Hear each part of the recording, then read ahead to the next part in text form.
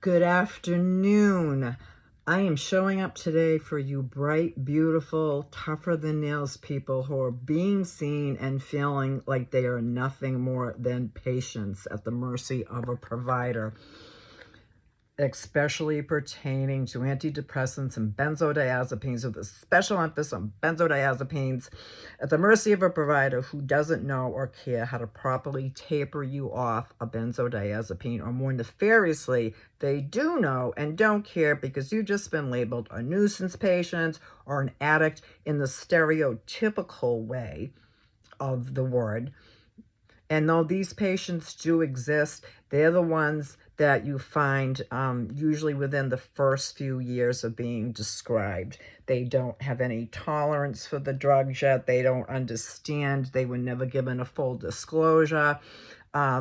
They can easily be abused in those. I know the phone is shaking, guys. Like, bear with me. I have a tripod coming, and I was like sticking it on top of a vase so I could read the laptop at the same time. So let me try to hold this baby steady. If I put it down here next to the laptop, like that isn't what I look like with this. Like, no, like that's not what I look like. So we're gonna not show that.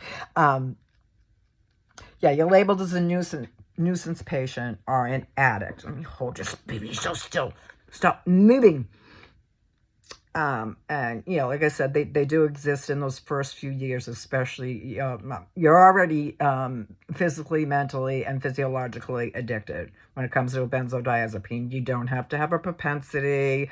Addiction doesn't have to be in your family. It's just physiological impossible because it just takes over certain parts of the brain, and you cannot function without it at that point. So that's before the tolerance exists, before the often permanent brain injury has occurred as a direct result of withdrawal from a benzodiazepine, before you get a condition called BIND, B-I-N-D. Benzodiazepine, let me see if I can remember this without it written down. It's benzodiazepine induced neurological dysfunction. It's a real thing, and very, very difficult to treat or to come back from, though not impossible. More on that later. A real diagnosis will be discussed in a minute about that. To those of you who have ever been prescribed a psychiatric med, especially benzos, you are in the right place. Please stay with me. I started following a bunch of y'all on another platform, and I'm going to be doing a live later on today. This is what this is about. I just couldn't believe it when I popped onto the group and saw how many people are going through this, and understanding where I'm at, not completely tapered, but in a much better place. And I've been doing this for a long time, so I've obtained a lot of information I think will be helpful. But primarily, we're going to get into advocating for ourselves, and where to even begin. You know, if you're already in the tapering process, if you're thinking about tapering, things you can do to make that easier, things you can do to make it easier while you're in it. I always try to let you know when it's my personal opinion, or when there is a source and it's medically factual according to reliable sources and good science. We're not talking about COVID science. We're talking good science. Okay. Who said that? In part, I've done a 3-part series that does end with that self-advocacy that I've been having such a hard time saying. I'm going to show up here and on other platforms every single day until all the benzodiazepine tapering and or support groups and people that I found just yesterday is no longer needed. I know that we're a long, long way off from that, but there's so much we can do right now, today, at this moment, and in the very near future to prepare for a proper taper and actually live a normal, maybe even happy life through it. Wouldn't have believed that was possible, and I know some of you that are listening can't see that light right now at the end of the tunnel. You know, I know it's difficult just listening to sentences and try to string them together. Okay, so they're also saying approximately 25.3 million adults in the U.S. have reported using these drugs. And then I made a side note about the legal aspect and how they've been getting away with this with impunity for years. I mean, they're insured up to the gilt for malpractice, and they're still under the erroneous belief that they can abandon a patient with no follow-up treatment, which they've always been able to do. And I think that's why they're messing with some of the tests. You can go back and watch my last video that talked about that. And I'm really, really looking for some comments or answers if anybody else has had that happen. Benzodiazepines is still coming up just fine on a urinalysis, all but Klonopin. Apparently, this is a nationwide thing. A ton of people, including myself, have experienced it. If you have gone through it, just need to know. I need to know. The more information we can share with each other and get on top of this thing before providers start using some crazy excuse, even though they know. Let's do it. Let everybody know. My personal opinions are based on what has already been changed. And the stated changes, RFK, love them or hate them, this isn't about politics. It's about psychiatric medications with the emphasis on benzodiazepines having been recklessly prescribed for decades for the purposes of pure profit. Period. End of story. Not only have they always known this family of toxic medications were hitting the market, had they bothered to do any follow-up studies, but why would they do that? That these medications were making people, not patients, people with a capital P, human beings who happen to be patients, but I would prefer to be called a human being or a gen before a patient at this point. Significantly worse, even a large majority having self-deleted or experienced suicidal ideation. I'm so new at this, guys. Like, I don't even have a tripod or a ring light or anything like that. But I do know there's some words you're just not supposed to say, or you're supposed to switch around, and that most people pretty much understand that. That there also exists a plethora of physical illnesses. Why you're on benzodiazepines, that's my passion for myself and others to get on top of. Such as like, what do they come up with? I know what I've experienced, like dystonia, burning sensations, loss of sensations, early onset dementia, persistent, like make you go insane kind of ear ringing, weight loss and gain, loss of fine and gross motor skills, complete psychological breakdown, agoraphobia. The list was endless. There's just not enough time to do it. They say the annual self-exit, I put currently averages in parentheses because I find the adjective both insulting to our intelligence and so ass-covering. As with today's technology, people are not approximate or average. We could easily obtain the exact number of people being prescribed just from all the pharmacies or the medical practices. Report the number and send it in to the powers that be. The source, and then add anywhere from 10 to 100,000 people on that is not reported. That was an opinion. But this source says 13 out of every 100,000 people worldwide. This is worldwide.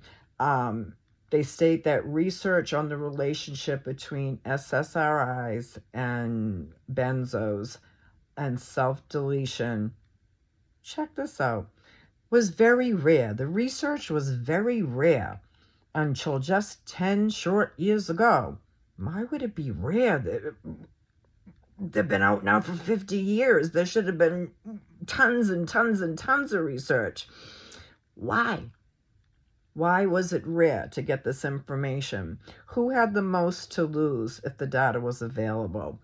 These are just factual things. We're going to really be getting into the tapering nightmares, the possible ease, and crossing that finish line together. But I think some of these sources are important so we can understand what happened to us. It depends on where you are in your process, whether this is even going to be pertinent or matter to you. With heavy-duty withdrawals, words and sentences are just jumbles in the head that you can't make sense out of.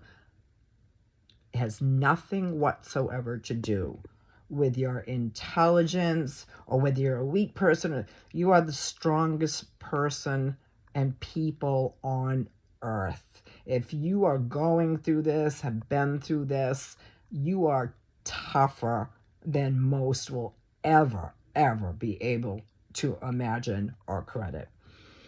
The source still doesn't give a number of human beings. True to the industry, it states, again, randomized controlled trials in patients with acute affective disorders, in other words, with patients being prescribed these drugs, have found significant increases, particularly in young people.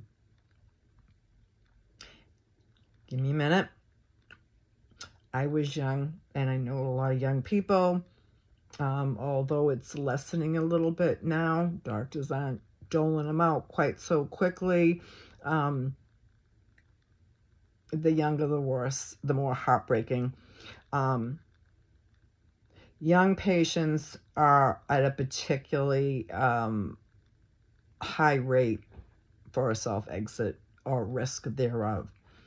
Whether here's the little disclaimer, whether antidepressants are associated with the specific aspects of suicidality includes higher rated of actual self-exiting, attempted self-exiting, and exiting ideation is a highly controversial question. What? No, it's not. It absolutely is not a controversial question. You can get the numbers. The data is available. All this information, unbeknownst to me when I was obtaining it, is from the NIH. Do with that what you will.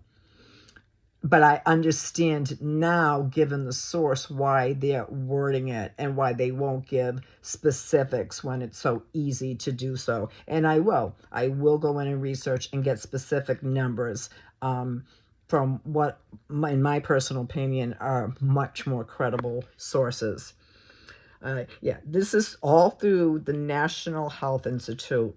Oh, the providers of the unquestionable, scientifically now fully debunked providers of all the, can we say COVID-19 data, with Anthony Fauci being a major contributor to the data. The same Fauci with financial interests linked to the lab in Wuhan. I want to qualify by saying it's my opinion, but there's a lot of information that would debunk that statement. You know, the one that really doesn't exist. Wait, no, wait. It does exist, but it had nothing to do with COVID-19. That all came from like the bird shit that landed on the food carts from the street vendors. Yeah, that NIH. I swear I didn't realize I was using the source when I Googled answers to the questions I put in. And I was specifically asking for how many Americans are currently on it, what is the deletion rate, etc. No idea I was even reading from that source. And I will get better information as we start, pulling our minds and bodies and spirits together and are able to take in the information, comment, and interact, and start helping each other. It's my opinion the data is relevant to the PSYOP of the pharmaceutical industry, right down to our providers and prescribers, but only because it may help those of us that are suffering right now. You know, I know my husband, when he listens to this, he'll be like, well, you know, what's the point? What's the point? You know, you're going back with what everybody already knows at this point, you know, but not everybody knows it. You know, that's what I'm finding out in these groups. Not everybody knows it. And it kind of is irrelevant after the fact. Once you're there, you're there. But when you come out on the other side and it's your turn to reach out and it's your turn to help people, you need to have this information. You know, similarly, like, you know, the 12-step program. I think it's step 12. That says, you know, now that we've had the spiritual awakening, educational awakening, whatever you want to call it, we carry this message out to other sufferers everywhere. So that's the relevance. I know so many of you can't even concentrate. There's many of you right now that can't even tolerate the light from your phone or your laptop or your TV. Go take care of yourself. Come back to this later. This is my segue into I'm going to say it right the first time. I can't. I'm not playing. Into self-advocacy and self-care and helping each other. I believe change is coming to the perpetrators of this crime, and I do believe it's a crime, but it's a long way off. In the meantime, I also believe we, the ex-victims of this American PSYOP, can be of more benefit, advice, support, and actual caring about each other through this process. I deliberately said ex-victim, as I firmly believe even before we begin to I got to reread that.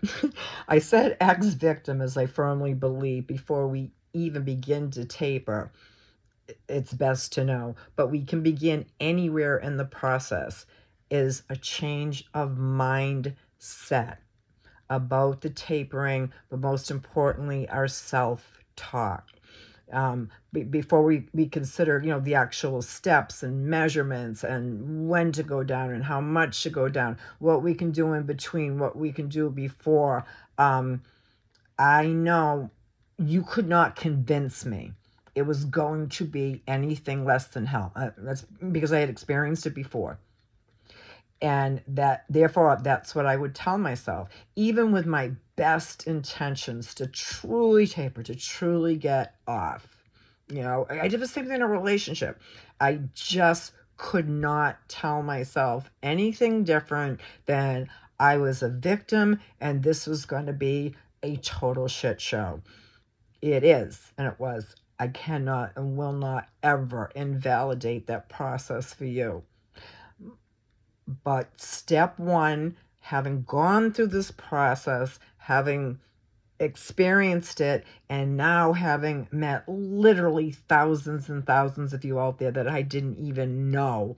I was so not alone until I just hopped on trying to figure out what they were doing with the testing on one particular benzo and found all these people.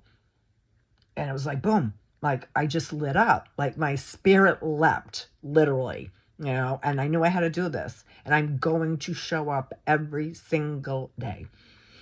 The entire country, we are the biggest prescriber. The U.S. are the biggest prescribers of these drugs in the world. And we pay the very most for them than any place else in the world. I'm going to get into the data later on about how much it's actually costing pharmaceutical companies to make Effexor, clonazepam, whatever the drug may be.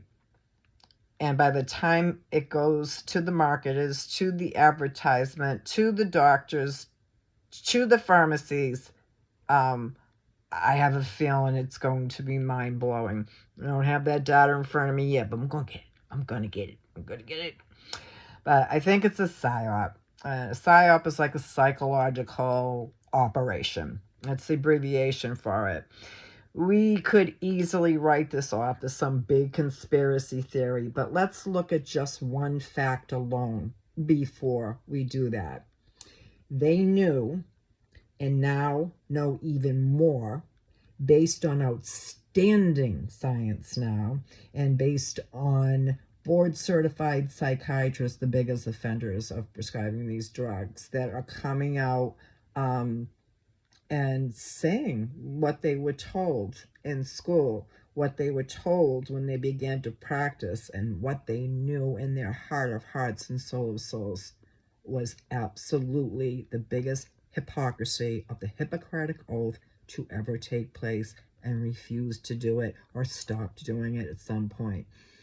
So they knew and now know even more based on the outstanding science, or the deliberate lack thereof, to push their agenda that, one, these drugs have virtually no effect on serotonin, other than that it's now been proven that prolonged use of antidepressants actually cause the body to reduce the concentration of serotonin. This is from a medical paper. And the body's natural ability to both produce, maintain, and dispense serotonin properly for its intended biological use. The very thing it purports with efficacy to treat is exactly what it causes. So they knew that right from the bat. And now we're seeing what's happening to people. And a lot of people, you brave soldiers, let me just hug you. Let me just hug you and give you an attaboy and an attagirl. A lot of people are afraid to come out because they're afraid of being cut off. They're afraid of their providers dropping the ball. But the thing is, the more it gets out, the more it's just worldwide known, the more scientific data that we can get on it.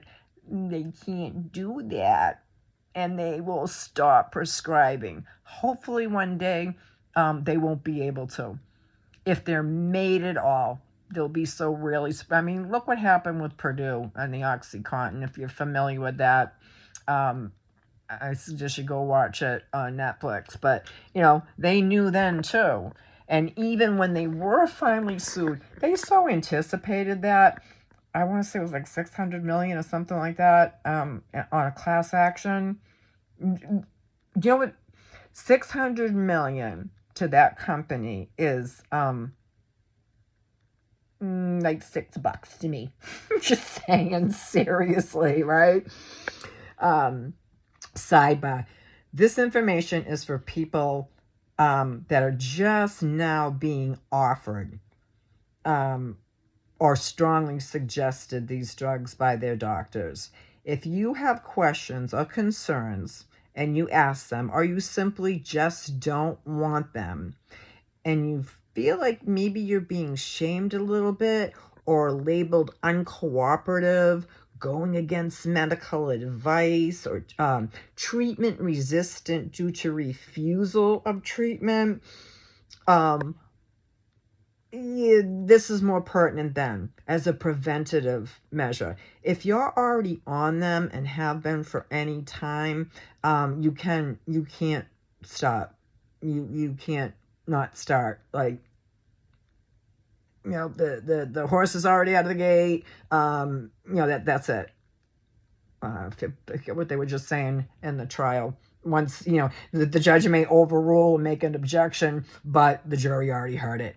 So I know people personally, and now from the groups, that you can get really messed up if you stop taking it, if you've been on it for a long time.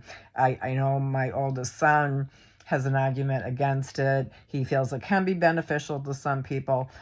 My most trusted resource is Dr. Yosef with the J, the Tapering Clinic. You can find him on YouTube. And he generously said about 5% of the, what was it, 30 million Americans that are on these drugs. And I think that's a very, very low estimate. Average. Approximate. And it's also a crappy source, in my opinion. Said maybe there's about 5% out of that number. Let's just double it. Let's just double it, because I don't trust them. I don't trust them, and I never would have given you information from that source, although it gives us a guesstimate, and I'll get better resources, may benefit. And usually for an off-label reason, you know, and I don't remember what, if anything, he said about how long. So there's a tiny, and that was probably the 4 people in their controlled study group that they did when they first created them to sell. So yeah, don't mess with it. If you're already on them, you know, I think I shared in part 2 recently just about a friend who just went on vacation and forgot them for 3 days, just forgot a certain SSRI. And let's just say very, very, very, very, very, very bad things happened. Bad things happened. Until she remembered, and she took it, and she went right back to normal. She's not on a tapering. She doesn't want to be on a tapering. And, you know, that's her right. And she's fine. She's seemingly fine. And I think if you go back to the very beginning, you know, she was probably not what they said in terms of her diagnosis. I know she uses a GP, you know, who prescribes these particular things for her. So that's neither here nor there. That's at the very beginning. I wouldn't suggest anybody, you know, say no to their provider. But I do want to talk at some point about how to decline these certain drugs. Like, let's say you're going to a provider for your benzodiazepine, and I promise you, they will immediately stop pushing SSRIs. No matter how clear you make it, I'm on a tapering program. I am only here. I wouldn't even tell them you're tapering. This is just my personal opinion and my personal experience, and work best for me. Don't say anything about tapering. Tell them you're there for medication management. In other words, you just need the damn prescription every month. And you work with us, all with each other. You come to us to figure out how to safely and properly get off them. If you say too much, especially when you're declining these SSRIs, which you have to do. If you're not on them and you don't need them, don't do it. Don't do it. Look away, run away. But you have to kind of explain that to them in a way where they're not going to be offended. You know, I had an example of, you know, with a Klonopin provider who, of course, you know, pushed the whole stream of SSRIs, no matter how emphatically I told them that it destroyed 10 years of my life. That also coincided with 10 years of my minor children's life. All right? Lost my ability to work. I lost my ability to function. More and more, and very, very strong desire to self-exit, to a point where I put myself in a hospital at one point. It was so strong. In the hospital, what do you think they wanted to do? Those little rascals. How do you think they wanted to treat it? Yeah, you got it. Okay, stay on your regimen. If you're seeking help and support and the love of a stranger, as you're not getting it from your provider, this is my purpose. This is the purpose of these groups that I've gotten involved in. I'm willing to die on this hill. I seriously am. What I'm not willing to die on or from is the temporary or permanent damages or exiting with possibly no way back from those damages from benzodiazepines. Man, as soon as I found out y'all were there, I'm just on fire. I'm going to do this every single day, regardless of what I have to do that day. So let's start with this self-advocacy and self-care with self-talk. If you're able to focus and actually connect certain words and phrases, many of us can't do this in a withdrawal or tapering state. You cannot do so at this time. Please listen and believe this. Please hear this. If you didn't hear one other thing I said or will ever say, hear this. You're not stupid and you're not weak. I'm sure you feel that way, or you've been told that you are. Lies. In fact, most people on these medications have been shown to have above average intelligence, which of course is going to be reduced as a result, direct result of this. Yeah, along with a lot of depression, we also have to be stupid from these drugs, but we're not. That's the point I'm trying to make. If you can't even listen to this or do anything, you're agoraphobic, can't stand sound or light, now's not the time or the place. Go take care of yourself. You're not stupid, you're not weak. In fact, you're probably above average. You will see when you cross the finish line that you are among the most self-actualized and strongest people. And I even dare say better and stronger for having gone through this than you would have had you never taken a pill. I realize why that could be a controversial comment, but I also know how hard it is. And to be able to overcome that and come out on the other side, you're badass. You're badass. It's just, that's it, period. Our own personal responsibilities are also going to be covered at length in another video. But for now, one baby step.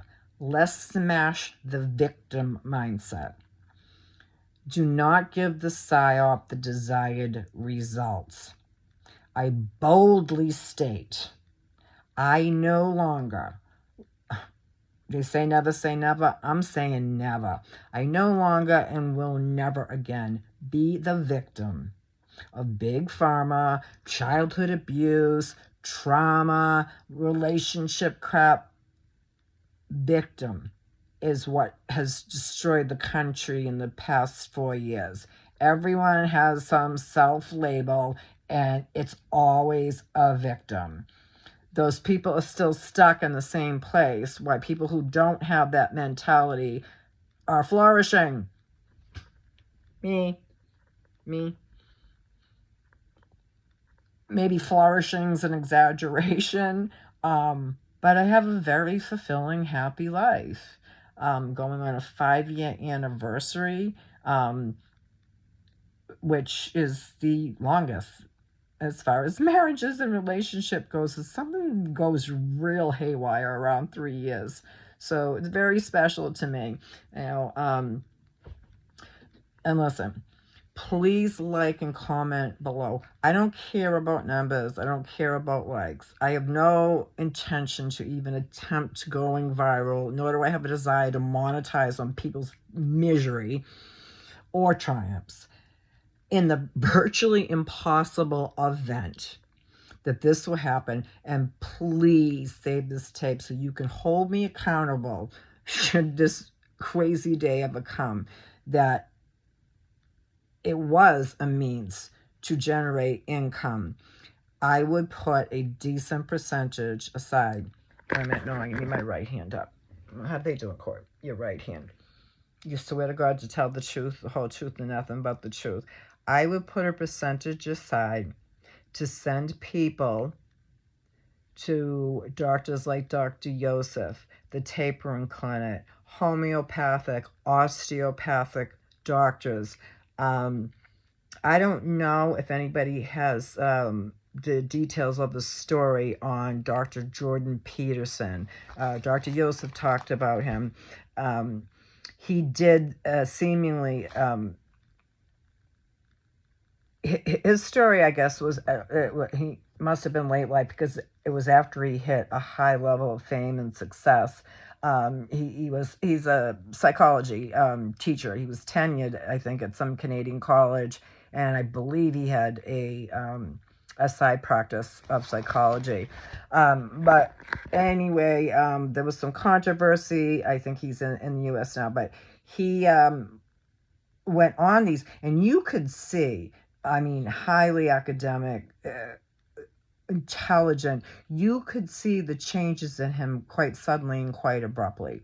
Rants on X, all kinds of weird things. But long story short with him, and this is out there knowledge, you can look it up yourself. He talks about it himself. His daughter Michaela talks about it. And he just went into bind.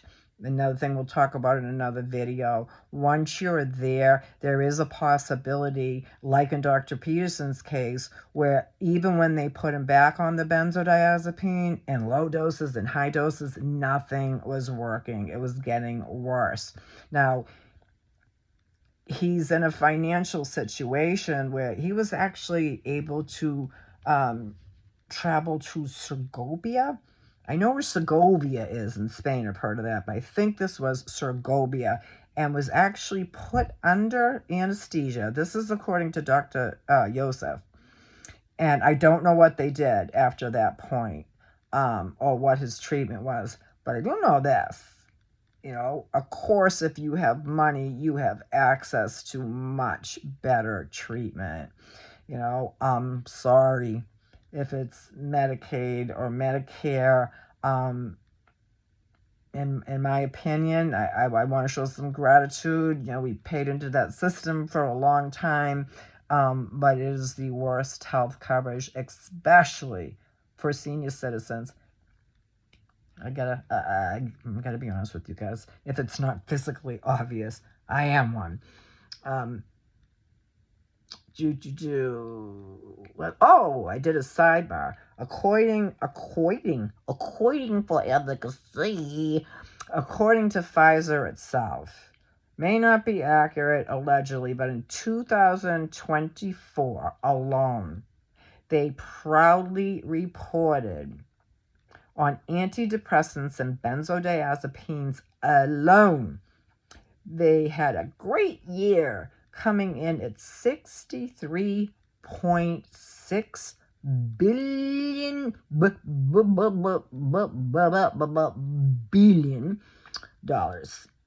which represents a 7% year over year. I'm not sure what year over year. Does that mean like compared to the last year? Operational growth. We're talking, and this is directly from them. So, you know, I don't know about the number. I'm not going to make any false allegations. But antidepressants and benzos alone, almost $65 billion in 2024. And that was a 7% growth from what I understand from the year before. Okay, beauties. I am on information overload, and I'm starting to feel myself get pissed. And I will not leave on that note. When I just think about how nefarious and evil the whole process was. I also had the benefit along the recovery process. For me, I'm a Christian. I love and believe in God, and I lean on that faith with all my heart and all my soul. And it has been the staple of recovery from day one, from back of the days of the 12-step programs in 1985. You know, I was trained. I mean, I already knew the Lord, but I was trained and suggested by my sponsor to get down on my knees every morning. They used to do an old trick, the old timers, and say, put your shoes under your bed. So you have to get on your knees to grab them. But I didn't have to do that. I was more than happy to hit the floor on my knees and ask God that simple, humble prayer when it comes to all this, especially more evil going on now in the world and these particular drugs. 3 little words that God's waiting to hear, will hear, and will answer. My personal experience, my opinion, God help me. Some call it the alcoholic prayer. I just call it prayer. And he sure did. And he sure is. And he sure does. So, it's a beautiful day here in Georgia. I'm having little to no withdrawal symptoms happening right now. And I'm going for my 8-mile walk. And then I'm off to work. My baby sister and a husband and my 6-year-old, I call her my grandniece. But I think this is my sister's granddaughter. So it's either great or grand niece, who I haven't seen since she was under 1. They're all coming up next weekend to see me and my son. They'll be here Friday night. So so looking forward to that. I can participate in that. In the middle of a taper or withdrawal. No. Agoraphobia. Stayed in. Don't have to do that anymore. The day is going to come when y'all not going to have to do any of that anymore. One more time, please like and share. Get this baby going for those who need it.